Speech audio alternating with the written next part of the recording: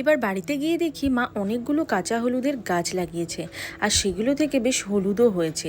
এটা ছিল আমাদের বাড়ির পেছনের দিকটায়। অ্যাকচুয়ালি জায়গাটা একটু জঙ্গল জঙ্গল মতো, তাই ঠিক করে বোঝা যাচ্ছিল না যে কোথায় কোথায় গাছগুলো আছে। আসলে গাছগুলো তো শুকিয়ে গেছিলো, আর হলুদ তো মাটির নিচে থাকে। আর মাও অনেক দিন আগে গাছগুলো লাগিয়েছিল বলে এক্স্যাক্ট জায়গাগুলোও মায়ের ঠিক মনে পড়ছিল না। তো যাই হোক, তার মধ্যেই পাতা টাতা সরিয়ে আমরা যতটা পারলাম, আমি আর অভি মিলে এই এতগুলোই তুলতে পেরেছি। এছাড়াও আরও অনেক ছিল হয়তো, মা বলছিল। আর কাঁচা হলুদ যেহেতু মাটির নিচে থাকে, তো সেগুলোর জন্য তাতে মাটি লেগে গেছিলো। তারপর এটাকে ভালো করে আমি কলের তলায় ধুয়ে নিলাম।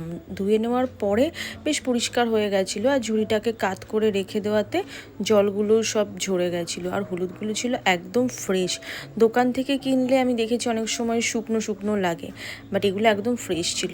আর এই পাতাবাহারগুলো দেখো কি সুন্দর না, ছোট্ট একটা গাছ থেকে কতটা জায়গা জুড়ে হয়ে গেছে। আর সেদিন লাঞ্চেও বেশ অনেক কিছু ছিল।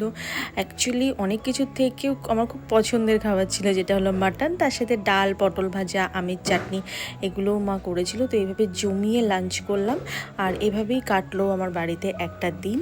আবার দেখা হবে অন্য কোনো ভিডিওতে। ততক্ষণ পর্যন্ত সবাই ভালো থেকো, বাই বাই।